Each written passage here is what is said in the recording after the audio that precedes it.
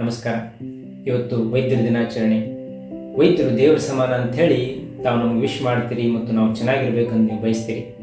ನಾವು ಕೂಡ ನಿಮ್ಮನ್ನು ದೇವರ ಸಮಾನ ಅಂತಲೇ ಚಿಕಿತ್ಸೆ ಮಾಡ್ತೀವಿ ಮತ್ತು ನೀವು ಚೆನ್ನಾಗಿರ್ಬೇಕಂತ ನಾವು ಬಯಸ್ತೀವಿ. ಆದರೆ ಬರೀ ನಾವು ಬಯಸಿದ್ರೆ ಸಾಲದು, ನೀವು ಬದಲಾಗಬೇಕು, ನಿಮ್ಮ ಜೀವನ ಶೈಲಿ ಬದಲಾಗಬೇಕು.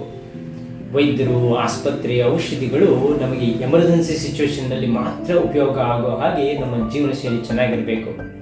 ಮೇಲಿನ ಮೇಲೆ ನಮಗೆ ಸಣ್ಣ ಪುಟ್ಟ ಕಾಯಿಲೆಗಳು ಬರ್ತಾ ಇದೆ ಅಂತಂದರೆ ನಮ್ಮ ಜೀವನ ಶೈಲಿ ಚೆನ್ನಾಗಿಲ್ಲ ಅಂತ ನಾವು ತಿಳ್ಕೋಬೇಕು. ಯಾವತ್ತಾದರೂ ನೀವು ಯೋಚನೆ ಮಾಡಿ ನೋಡಿ, ಆಸ್ಪತ್ರೆ, ವೈದ್ಯರು ಮತ್ತು ಔಷಧಿಗಳು ಮನುಷ್ಯನಿಗಾಗಿ ಮಾತ್ರ ಇರೋದು, ಪಶುಗಳಿಗಾಗಿ ಅಲ್ಲ. ನೀವು ಕೇಳ್ಬೋದು, ಸರ್ ವೆಟರ್ನರಿ ಹಾಸ್ಪಿಟಲ್ಸ್ ಇದೆ, ಪಶು ಚಿಕಿತ್ಸಾಲಯಗಳಿದೆ ಅಂತ ಹೇಳಿ. ಆದರೆ ಅದರಲ್ಲೂ ನೀವು ಯೋಚನೆ ಮಾಡಿ, ಆ ಪಶು ಚಿಕಿತ್ಸಾಲಯಕ್ಕೆ ಬರೋ ಪಶುಗಳು ಯಾವುವು, ಪ್ರಾಣಿಗಳು ಯಾವುವು, ಯಾವ ಪ್ರಾಣಿಗಳು ಮನುಷ್ಯನ ಜೊತೆಗಿರ್ತವೆ ಅವೇ ಪ್ರಾಣಿಗಳು ಆ ಪಶು ಚಿಕಿತ್ಸಾಲಯಕ್ಕೆ ಹೋಗೋದು. ಅಂದರೆ ಮನುಷ್ಯನ ಜೊತೆಗೆ ಇದ್ದರೆ ರೋಗ ಬರೋದು ಗ್ಯಾರಂಟಿ ಅಂತ ಅರ್ಥ. ಅಂದರೆ ಮನುಷ್ಯನ ಜೀವನ ಪದ್ಧತಿ ಸರಿಯಾಗಿಲ್ಲ, ಅವನ ಜೊತೆಗಿರೋ ಪ್ರಾಣಿಗಳಿಗೆ ಮಾತ್ರ ರೋಗ ಬರೋದು. ಅದಕ್ಕೆ ನಮ್ಮ ಜೀವನ ಪದ್ಧತಿಯನ್ನು ನಾವು ಬದಲಾಯಿಸ್ಕೊಳ್ಬೇಕು. ಆದರೆ ಒಂದು ಮಾತು ನಿಜ, ಎಲ್ಲ ವೈದ್ಯಕೀಯ ವೃತ್ತಿಗಳಲ್ಲಿ ಪಶು ವೈದ್ಯರು ಎಲ್ಲಕ್ಕಿಂತ ಶ್ರೇಷ್ಠವಾದ ವೈದ್ಯರು.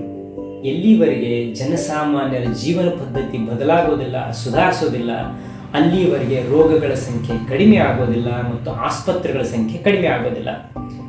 ಎಲ್ಲಿವರೆಗೆ ಆಸ್ಪತ್ರೆಗಳ ಸಂಖ್ಯೆ, ರೋಗಗಳ ಸಂಖ್ಯೆ ಕಡಿಮೆ ಆಗೋದಿಲ್ಲ, ಅಲ್ಲಿವರೆಗೆ ಜನಸಾಮಾನ್ಯ ಆರ್ಥಿಕ ಪರಿಸ್ಥಿತಿ ಸುಧಾರಿಸೋದಿಲ್ಲ.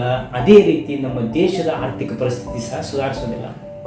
ತುರ್ತು ಪರಿಸ್ಥಿತಿಯಲ್ಲಿ ಮಾತ್ರ ಆಸ್ಪತ್ರೆ, ವೈದ್ಯರು ಮತ್ತು ಔಷಧಿಗಳಿಗೆ ಉಪಯೋಗ ಆಗುವ ಹಾಗೆ ನೀವು ನಿಮ್ಮ ಜೀವನ ಶೈಲಿಯನ್ನು ಬದಲಾಯಿಸಿಕೊಳ್ಬೇಕು ಮತ್ತು ಸುಧಾರಿಸಿಕೊಳ್ಬೇಕು.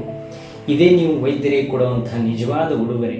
ಉತ್ತಮ ಆರೋಗ್ಯಕ್ಕಾಗಿ ಒಳ್ಳೆಯ ಆಚಾರ ಮತ್ತು ಒಳ್ಳೆಯ ವಿಚಾರ, ಈ ಎರಡು ಸೂತ್ರಗಳು ಉತ್ತಮ ಆರೋಗ್ಯದ ಸೂತ್ರಗಳು.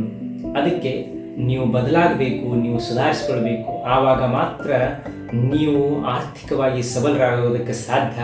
ನಿಮ್ಮ ಕುಟುಂಬ, ನಿಮ್ಮ ಸಮಾಜ, ನಿಮ್ಮ ದೇಶ ಅಭಿವೃದ್ಧಿಗೊಳ್ಳೋದಕ್ಕೆ ಸಾಧ್ಯ. ಬನ್ನಿ, ಎಲ್ಲರೂ ಒಟ್ಟಿಗೆ ಕೂಡಿ ನಮ್ಮ ಸಮಾಜವನ್ನು, ನಮ್ಮ ಭಾರತ ದೇಶವನ್ನು ಆರೋಗ್ಯ ದೃಷ್ಟಿಯಿಂದ ಸದೃಢ ಮಾಡೋಣ, ಆರ್ಥಿಕ ದೃಷ್ಟಿಯಿಂದ ಸದೃಢ ಮಾಡೋಣ. ಎಲ್ರಿಗೂ ಒಳ್ಳೆಯದಾಗಲಿ. ಜೈ ಹಿಂದ್, ಜೈ ಭಾರತ್.